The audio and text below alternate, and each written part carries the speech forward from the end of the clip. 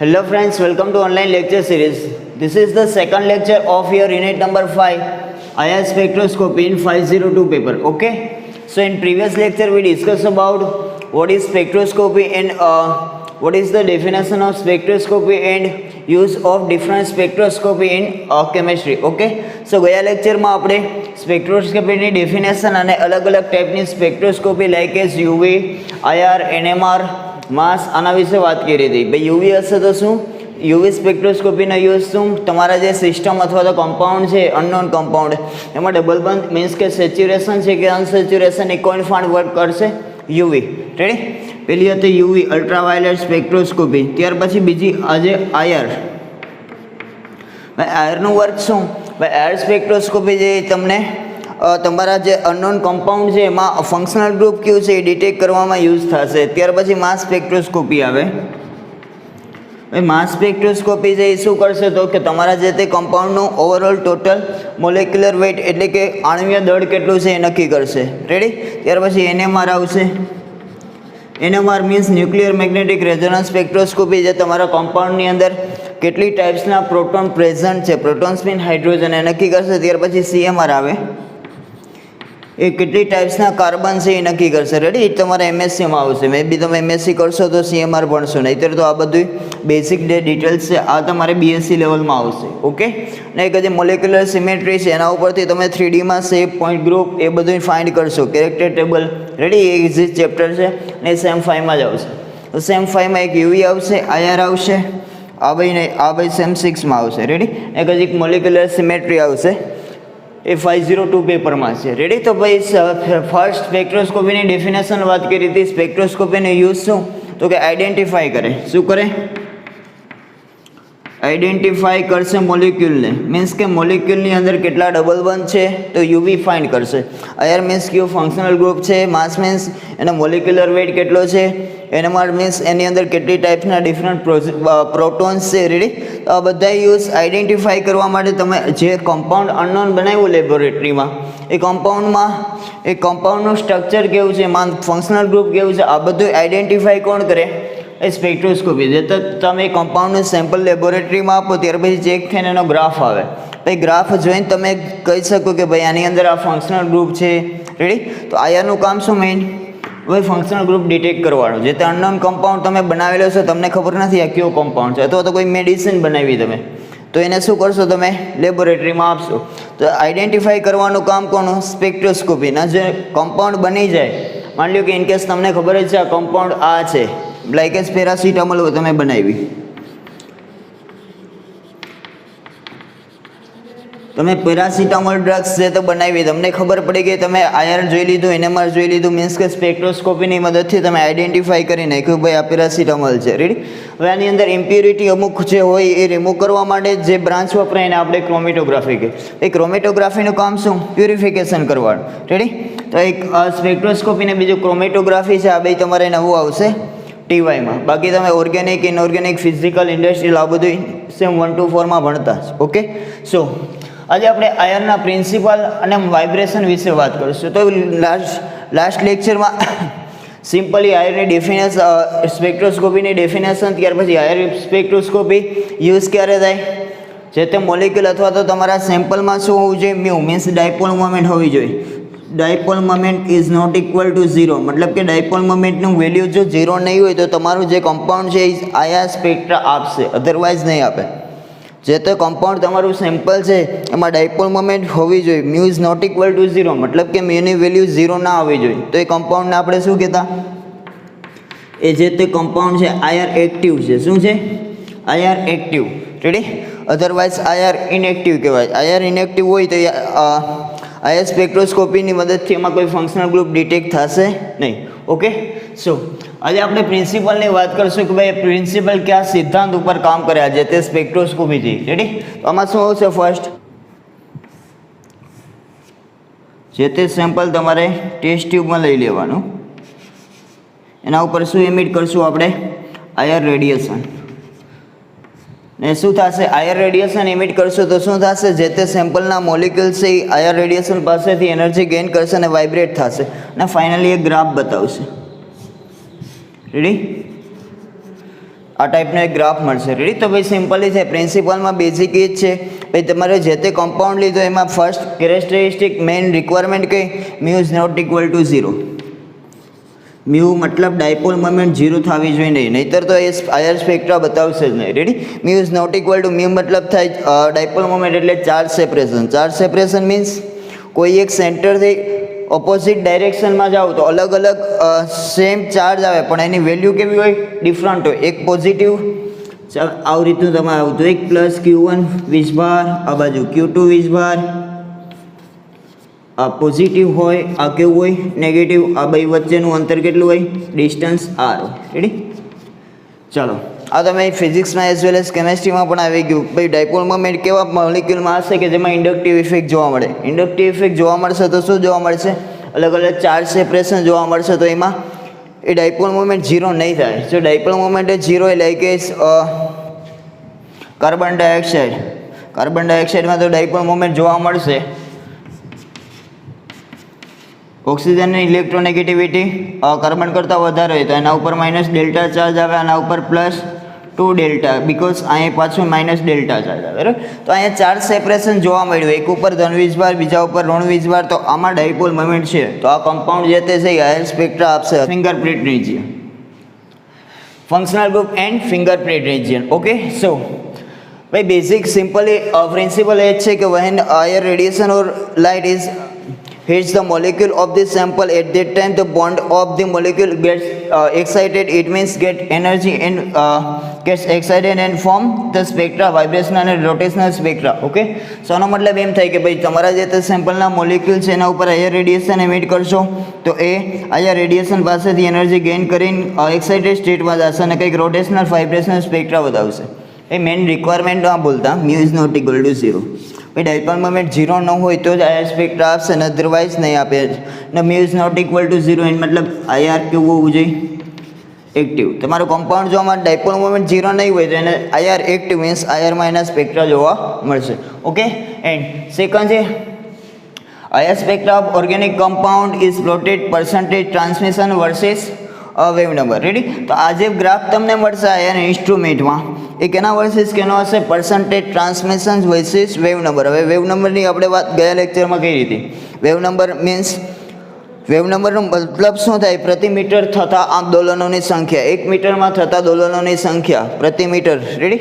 તો આપણે અહીંયા લેમ્બડાને વેવલેન્થને વેવ નંબરમાં કન્વર્ટ કરી હતી. એ રીઝન દોર્યો હતો આપણે. આઈ થિંક આયરમાં પાછું પહેલાં તો સ્પેક્ટ્રોસ્કોપીની ડેફિનેશન હતી કે ભાઈ સ્પેક્ટ્રોસ્કોપી શું સ્ટડી કરે. Spectroscopy is the branch of chemistry which deals the study of electromagnetic radiation with matter.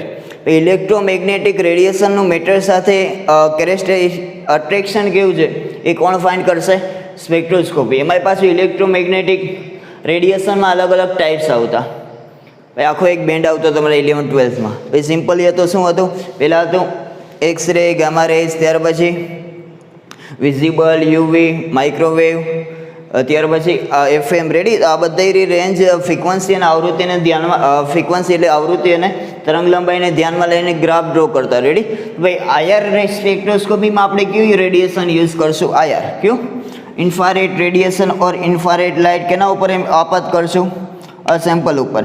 તો શું થશે, સેમ્પલના જે તે મોલિક્યુલ છે એ આયર રેડિયેશન પાસેથી એનર્જી ગેઇન કરશે અને એક્સાઇટેડ સ્ટેટમાં જશે અને રોટેશનલ વાઇબ્રેશન સ્પેક્ટ્રા આપશે. રેડી? ને ગ્રાફ જે જોવા મળે એ કેના વર્સિસ કેનો હશે, percentage transmissions versus mu bar. It means wave number. Okay, બસ બેઝિક આ સિમ્પલ પ્રિન્સિપલ છે આયર સ્પેક્ટ્રોસ્કોપી કઈ રીતે વર્ક કરે. રેડી?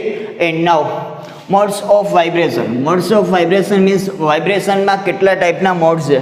એમાં ફર્સ્ટ શું આવશે, when infrared radiation passing through the sample, the vibration and rotational energy of molecule are increased and vibration is occur. શું થશે, જ્યારે આયર રેડિયેશન ઓર લાઇટ એમિટ કરશું સેમ્પલ ઉપર તો શું થશે, through this sample the vibration and rotational energy, vibration and rotational energy મોલિક્યુલને શું થશે, એનર્જી ઇન્ક્રીઝ થશે એન્ડ એ જઈ કંઈક આ રીતનું વાઇબ્રેશન ફોર્મ કરશે અને કંઈક સ્પેક્ટ્રા આપશે. વાઇબ્રેશન મીન્સ આંદોલન. ચાલો હવે ફંડામેન્ટલ વાઇબ્રેશન. એમાં પાછું વાઇબ્રેશનમાં આવશે ફંડામેન્ટલ વાઇબ્રેશન. વાઇબ્રેશન બે ટાઈપના હોય. હમણાં ચાર્ટ ડ્રો કરીને તમને સમજાવું. ફર્સ્ટ આવશે ફંડામેન્ટલ હોય અને બીજું હોય non fundamental. Okay, so first fundamental vibration વિશે થોડુંક જોઈએ. ભાઈ ફંડામેન્ટલ વાઇબ્રેશન આપણે કઈ રીતે કેલ્ક્યુલેટ થાય એના વિશે જોઈએ. ચાલો, તો પહેલી બેઝિક રિક્વાયરમેન્ટ શું છે? તમારે જે તે મોલિક્યુલનો શેપ ખબર હોવી જોઈએ. ફંડામેન્ટલ વાઇબ્રેશન ફાઇન્ડ કરવું હોય તો જે તે બેઝિક મોલિક્યુલ આ બધા તમે જાણો છો, carbon dioxide, ammonia, benzene, hydrocyanic acid HCN, ત્યાર પછી પેરાક્લોરોડાઇબેન્ઝીન, પેરાડાઇક્લોરોબેન્ઝીન. રેડી? આ બધા shape molecules 11, 12 as well as BSc માં પણ આવી ગયા છે. તો આપણે શું કરશે? ફંડામેન્ટલ વાઇબ્રેશન ફાઇન્ડ કરવું હોય તો તમારે બેઝિક નીડ છે જે તે મોલિક્યુલનો શેપ ખબર હોવી જોઈએ. એ શેપ હું તમને મોલિક્યુલર સિમેટ્રીમાં ફાઇન્ડ કરતા શીખવાડીશ, કેમ કે અહીંયા પોઈન્ટ ગ્રુપ ફાઇન્ડ કરવાનો આવશે. તો અહીંયા મેં બેઝિક છે એ તમારે શેપ ખબર હોવી જોઈએ. ઇટ મીન્સ આના યુનિટ નંબર આઈ થિંક 3 છે. યુનિટ નંબર 3 છે તમારે મોલિક્યુલર સિમેટ્રી, એ ચેપ્ટર હું જ કમ્પ્લીટ કરાવીશ. અને એમાં જે તે મોલિક્યુલના આપણે પોઈન્ટ ગ્રુપ ફાઇન્ડ કરતા શીખશું. પોઈન્ટ ગ્રુપ ફાઇન્ડ કરવા માટે બેઝિક નીડ છે તમારે શેપ ખબર હોવી જોઈએ. તો આ બેઝિક છે, આના શેપ તમે જાણતા જ હશો. અથવા અધરવાઇઝ બધા જ ટોટલી જે shape organic as well as inorganic કમ્પાઉન્ડના આપણે જોશું મોલિક્યુલર સિમેટ્રી. ઓકે, એના માટે બેઝિક તમને હાઇબ્રિડાઇઝેશન વિશે ખબર હોવી જોઈએ. હાઇબ્રિડાઇઝેશન ઉપરથી શેપ નક્કી થાય. રેડી? ચાલો, હવે ફંડામેન્ટલ વાઇબ્રેશન જો નોન લિનિયર હોય, મોલિક્યુલ નોન લિનિયર હોય, ઇટ મીન્સ એનું સ્ટ્રક્ચર કા બેન ટાઈપ હોય અથવા વી શેપ હોય અથવા તો ટ્રાયગોનલ પ્લાનર હોય, ટ્રાયગોનલ બાયપિરામિડલ હોય, ઓક્ટાઇડલ હોય, ટેટ્રાઇડલ હોય, આ બધાને કેવા કહેવાય? Non linear. જો લિનિયર મોલિક્યુલ હશે તો 3n-5, નોન લિનિયર હોય તો 3n-6. લિનિયર મોલિક્યુલ ક્યારે પોસિબલ બને? હાઇબ્રિડાઇઝેશન કેવું હોવું જોઈએ? SP. રેડી? SP હોય તો મોલિક્યુલનો શેપ કેવો હોય? અલિનિયર. હાઇબ્રિડાઇઝેશન કોન્સેપ્ટ આપણે મોલિક્યુલર સિમેટ્રી યુનિટ નંબર 3 માં જોઈશું, 502 પેપરમાં છે. Okay, so first non linear molecule હશે તો ટોટલ વાઇબ્રેશન કેટલા? 3n-6. હવે એને એટલે ટોટલ નંબર ઓફ મોલિક્યુલ્સ. એનો મતલબ શું થાય? ટોટલ. હવે જો અહીંયા એક કાર્બન છે ને 2 ઓક્સિજન છે. કાર્બન ડાયોક્સાઇડમાં શું હોય? એક કાર્બન છે ને 2 ઓક્સિજન છે. તો ટોટલ નંબર ઓફ મોલિક્યુલ કેટલા? 2 ને 1 3. તો n ની વેલ્યુ શું થાય? n નો મતલબ શું થશે? Total number of atom or molecule. Okay, molecule, atom તો ના કહી શકીએ. રેડી? ચાલો, હવે અહીંયા સિમ્પલ શું કહી શકીએ? સેકન્ડ જે NH3 એમાં ટોટલ કેટલા છે? 3 ને 1 4. તો એની વેલ્યુ કેટલી આવશે? અહીંયા 4. હવે બેન્ઝીન એટલે C6H6. તો આમાં કાર્બન 6 છે, નાઇટ્રોજન 6 છે. તો ટોટલ નંબર ઓફ મોલિક્યુલ કેટલા? 12. ઓકે, HCN માં 1, 2 ને 3. પેલા ડાયક્લોરમાં જોઈએ. ચાલો આપણે હવે જો પહેલાં તો તમારે શેપ ખબર હોવી જોઈએ. કાર્બન ડાયોક્સાઇડનો શેપ કેવો હોય? લિનિયર હોય, આ રીતનું હોય. ચાલો, થઈ ગયું કાર્બન ડાયોક્સાઇડ શેપ. ચાલો પહેલાં તો હવે આને લિનિયરમાં આને કેલ્ક્યુલેશન કરવી કે નોન લિનિયરમાં, એના માટે તમારે શેપ ખબર હોવી જોઈએ. ચાલો, આ લિનિયર છે એનો મતલબ આપણે કયું ઇક્વેશન યુઝ કરશું? આ 3n-5 વાળું. તો આમાં જોઈ 3 એનો મતલબ કેટલા number of total number of molecule કેટલા છે? 1, 2 ને 3. તો એની જગ્યાએ 3 - 5. 3 તરી 9 માંથી 5 જાય તો 4. Okay, so total fundamental vibration carbon ડાયોક્સાઇડમાં કેટલા હોય? એ 4 હશે. ત્યાર પછી એમોનિયાની વાત કરી. એમોનિયાનો શેપ કેવો હોય? પિરામિડલ હોય, લાઈક આ ટાઈપ.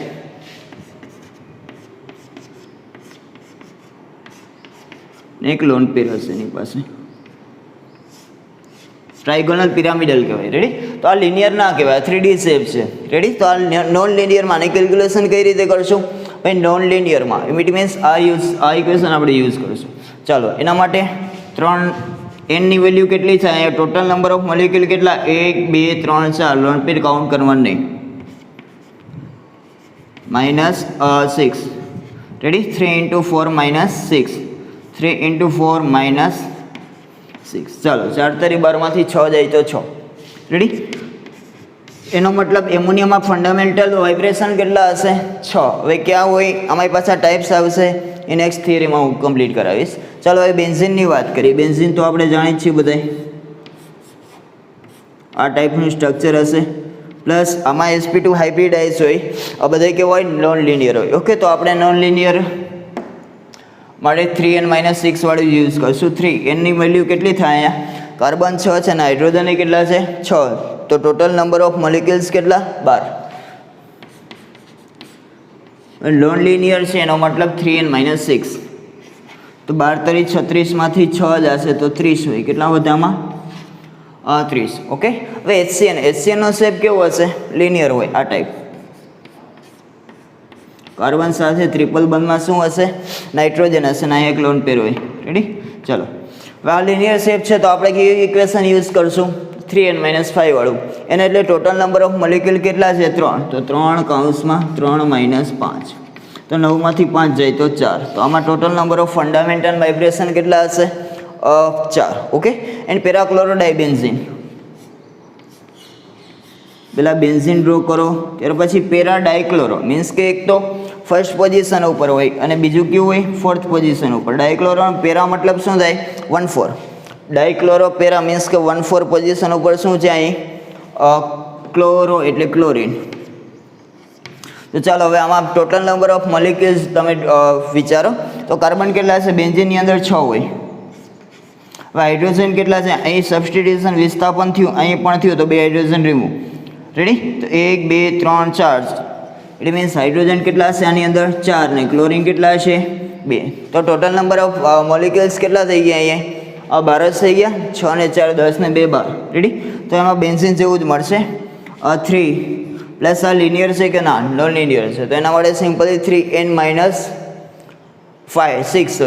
3 ઇન્ટુ n એટલે 12 -6 એટલે total number of molecules vibration fundamental vibration કેટલા મળ્યા અહીંયા? 30. ઓકે, સો આ રીતે તમે ફંડામેન્ટલ વાઇબ્રેશન ફાઇન્ડ કરી શકશો. આવા આવશે જ 2 માર્ક્સમાં 2 ક્વેશ્ચન આવે આવા. રેડી? એક કોઈ બી મોલિક્યુલ આપી દે અને તમને પૂછે કે આમાં ફંડામેન્ટલ વાઇબ્રેશન કાઉન્ટ કરો. ઓકે, સો આજે બેઝિક ફર્સ્ટ હતું બેઝિક પ્રિન્સિપલ છે કે સિમ્પલ છે. પ્રિન્સિપલમાં શું છે? એર રેડિયેશન એમિટ કરવાનું કે એના ઉપર સેમ્પલ શું કરશે? સેમ્પલના જે મોલિક્યુલના બોન્ડ છે એ આયર રેડિયેશન પાસેથી એનર્જી ગેઇન કરશે અને એક્સાઇટેડ સ્ટેટમાં જશે અને રોટેશનલ વાઇબ્રેશન સ્પેક્ટ્રા આપશે. રેડી? તો એના માટે બેઝિક નીડ કંઈ ડાયપોલ મોમેન્ટ 0 હોવી જોઈએ નહીં. આમાં બધામાં ડાયપોલ મોમેન્ટ છે. રેડી? ચાર્જ સેપરેશન જોવા મળે, plus delta minus delta minus delta. Ready? અહીંયા નાઇટ્રોજન ઉપર ગયું, અહીંયા પ્લસ ડેલ્ટા હોય, પ્લસ ડેલ્ટા કેમ કે નાઇટ્રોજનની ઇલેક્ટ્રોનેગેટિવિટી હાઇડ્રોજન કરતાં ઓછી હોય તો અહીંયા -3 ડેલ્ટા હોય. રેડી? તો જેમાં ચાર્જ સેપરેશન જોવા મળશે એ બધા મોલિક્યુલ શું થશે? આયર એક્ટિવ હશે. રેડી? ચાલો, ત્યાર પછી બીજું કેના વર્સિસ કેનોગ્રાફ દોરવાનો? Percentage transmissions versus wave number. Mu bar means wave number. Okay, wave number count કરતા આપણે પ્રીવિયસ લેક્ચરમાં જોઈ ગયા. ત્યાર પછી મોડ્સ ઓફ વાઇબ્રેશન ભાઈ સિમ્પલ છે. મોડ્સ ઓફ વાઇબ્રેશન 2 ટાઈપના, એક ફંડામેન્ટલ હોય ને બીજું નોન ફંડામેન્ટલ. ફંડામેન્ટલમાં પાછા અલગ અલગ ટાઈપ્સ આવશે નોન ફંડામેન્ટલમાં. રેડી? તો આપણે નેક્સ્ટ લેક્ચરમાં જોશું એ કઈ રીતનું હોય. રેડી? સો આજે અહીંયા સુધી રાખી ભાઈ સિમ્પલી બેઝિક એક પ્રિન્સિપલ ને ત્યાર પછી મોડ્સ ઓફ વાઇબ્રેશન ફાઇન્ડ કરતા જોયું. આજે નેક્સ્ટ લેક્ચરમાં આપણે વાઇબ્રેશન છે એ પાછા 2 ટાઈપ્સના હશે, એક ફંડામેન્ટલ ને બીજું નોન ફંડામેન્ટલ. એના વિશે ડિસ્કસ કરશું. રેડી? અને વાઇબ્રેશનલ આવશે, રોટેશનલ આવશે, ત્યાર પછી ઓવરટોન, ફર્મી રેઝોનન્સ એ જે તે છે એ નેક્સ્ટ લેક્ચરમાં જોઈશું. રેડી? તો અહીંયા સુધી રાખ્યા છે. નેક્સ્ટ લેક્ચરમાં આપણે આગળ જોઈશું. Okay, so thank you for watching this lecture.